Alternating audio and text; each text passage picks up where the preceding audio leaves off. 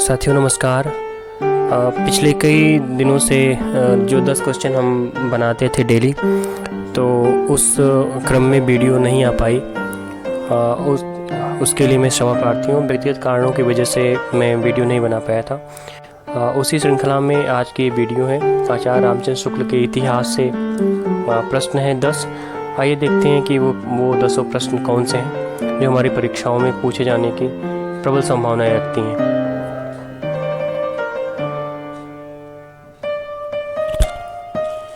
पहला प्रश्न आप देख रहे हैं, आपकी स्क्रीन पर है। प्रश्न 1 कह रहा है कि शुक्ल जी के अनुसार राम नाम कबीर को किस आचार्य से प्राप्त हुआ? विकल्प ए शंकराचार्य, विकल्प बी राघवानंद, विकल्प सी रामानंद, विकल्प डी नरहरियानंद। वीडियो को पॉज करिएगा, उत्तर अपने से सोचिएगा, कमेंट बॉक्स में लिख दीजिएगा कि प्रश्न 1 का ये विकल्प है, प्रश्न 2 का जो भी विकल्प आए आपको उचित लगे उसे आप लिखिएगा और उत्तर आपको इसी स्क्रीन पर हम दे देंगे। आगे हम बढ़ते हैं प्रश्न नंबर 2 पे। प्रश्न 2 कह रहा है कि निम्नलिखित काव्यांश में राम का पर्याय है। कविता आपके सामने है कि दशरथ सुत त्यों लोक बखाना, राम नाम है मरम को आना। तो इस कविता में राम का पर्याय क्या है, उसका अर्थ क्या है? विकल्प 1 है जीव, विकल्प 2 है आत्मा, विकल्प 3 है अवतारी राम, विकल्प 4 है ब्रह्म।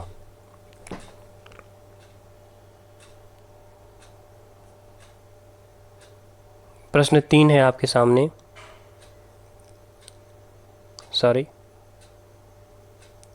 प्रश्न 3 कह रहा है कि निम्नलिखित में कबीर की कविता में, निम्नलिखित में से कबीर की कविता में, यहाँ पर से होना चाहिए था, वो नहीं हो पाया मुझसे। निम्नलिखित में से कबीर की कविता में किस तत्व का निर्देशन हुआ है? ये जो सामने आपके पास जो कविता दिख रही है, ये इस कविता में किस तत्व का निर्देशन हुआ है? जो विकल्प, चारों विकल्प में से एक, कोई न कोई एक विकल्प इस कविता के लिए सत्य है। तो कविता है आपहु देवा आपुही पाती, आपुही कुल आपुही जाति। कविता एक बार फिर, आपुही देवा आपुही पाती, आपुही कुल आपुही जाति। विकल्प है आपके सामने। विकल्प ए है कि आत्मवाद, विकल्प बी है भाववाद, विकल्प सी है सर्ववाद और विकल्प डी है ए और बी दोनों, अर्थात आत्मवाद भाववाद दोनों। तो इस प्रश्न को आप करिएगा, जवाब दीजिएगा कमेंट बॉक्स में। प्रश्न एक बार आपके सामने जो है ये फिर पढ़ देने की, कबीर की निम्नलिखित कविता में किस तत्व का निर्देशन हुआ है? विकल्प ए आत्मवाद का, विकल्प बी भाववाद का, विकल्प सी सर्ववाद का, विकल्प डी ए और बी दोनों। आगे बढ़ते हैं चौथे प्रश्न पर। चौथा प्रश्न आपके सामने है। ये जैसे यूजीसी नेट का प्रश्न बनता है उस आधार पर ये प्रश्न है। थोड़ा सा मैं इसे छोटा कर रहा हूँ। ये जो नीचे आपको दिया है जो क्रम है उस क्रम को आप मिलाइएगा। ए का जो विकल्प में दिया है ए बी सी डी, इस विकल्प का 1 2 3 से संबंध है, मतलब इसका इससे संबंध है। तो इसे पढ़िएगा कि कबीर ने ग्रहण किया है। प्रश्न यही है कि कबीर ने ग्रहण किया है। पहला माया जीव ब्रह्म, माया जीव ब्रह्म किससे ग्रहण किया है? तो जो ये सामने आप देख रहे हैं, ये 1 2 3 4, इसमें से कोई एक सत्य है इसके लिए, माया जीव ब्रह्म के लिए। ऐसे ही आप देखें कि कनक कुंडल न्याय किससे ग्रहण किया है? चंद सूर चांद नाद बिंदु, ये किससे ग्रहण किया है कबीर ने? शांति और अहिंसा, ये किससे ग्रहण किया है? तो आप इसको मिलान कीजिएगा, अपनी वीडियो को पॉज करिएगा, रोकिएगा, और इसके बाद देखिएगा कि ए का किससे सही है, किस विकल्प को सही हो रहा है, ए बी किस विकल्प को सही हो रहा है, बी सी किस विकल्प पर सही हो रहा है और डी किस विकल्प पर सही हो रहा है। फिर इसके बाद मिलाने के बाद आप क्रम को अरेंज कर दीजिएगा, तो कोई न कोई एक इनमें से कोई न कोई एक विकल्प सही होगा इसके लिए। हम आगे बढ़ते हैं। प्रश्न नंबर 5 है आपके सामने कि यद्यपि वे पढ़े लिखे न थे पर उनकी प्रतिभा बड़ी प्रखर थी। यह कथन, इस कथन का संबंध है, मतलब कथन का संबंध किससे है? क्या यह कथन आचार्य रामचंद्र शुक्ल का है, या हजारी प्रसाद द्विवेदी का है, या नामवर सिंह का है, या रामस्वरूप चतुर्वेदी का है? तो इन चारों विकल्प में से एक विकल्प है वो जो ऊपर का कथन है किसी एक इतिहासकार ने, आलोचक ने कहा है। हम छठवें प्रश्न पे चलते हैं। छठा प्रश्न है आपके सामने कि निम्नलिखित कविता किसकी है? कविता है आपके सामने ये कि गहना एक कनक ते गहना, इन मह भाव न दूजा। विकल्प ए सुंदरदास की कविता है, विकल्प बी कबीरदास की कविता है, विकल्प सी मलूकदास की कविता है, या विकल्प डी रविदास की कविता है या रैदास की कविता है। रविदास कहें या रैदास कहें, बात एक ही है। तो आप सोचिएगा, उत्तर दीजिएगा। प्रश्न नंबर 7 पर चलते हैं।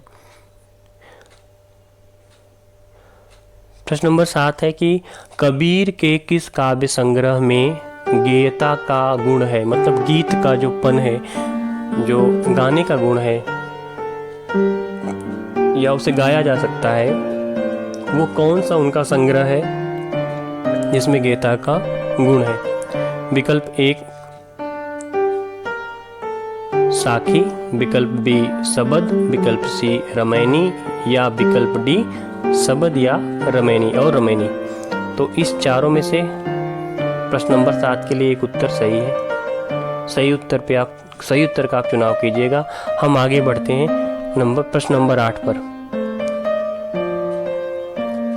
प्रश्न नंबर 8 है कि भाषा बहुत परिष्कृत और परिमार्जित न होने पर भी, भाषा बहुत परिष्कृत और परिमार्जित न होने पर भी कबीर की उक्तियों में कहीं कहीं विलक्षण प्रभाव सॉरी एक जगह गलती है था, वहाँ पर विलक्षण के बाद पर जो टाइप हुआ तो वो नहीं था, बल्कि विलक्षण प्रभाव और चमत्कार है। ये पूरा स्टेटमेंट है।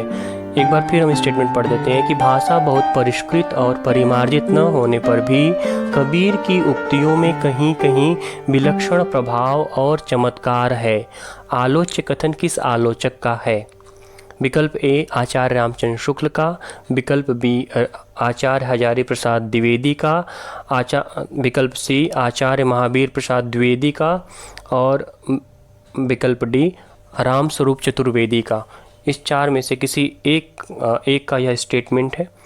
तो और मैं आपको बताते चलूँ कि यह स्टेटमेंट कबीर के लिए सत्य है, लेकिन यह स्टेटमेंट किसका है, किसके द्वारा दिया गया, ये आपको चुनना, इसका चुनाव आपको करना है। हम आगे बढ़ते हैं। प्रश्न नंबर 9 आपके सामने है। निर्गुण संतों का संबंध काशी से है। तो 4 विकल्प है आपके सामने। विकल्प ए में कबीर, विकल्प 2 में रैदास, विकल्प सी मलूकदास और विकल्प डी सुंदरदास।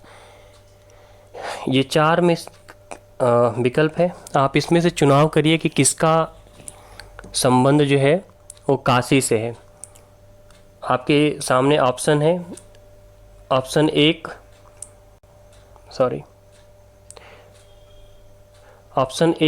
है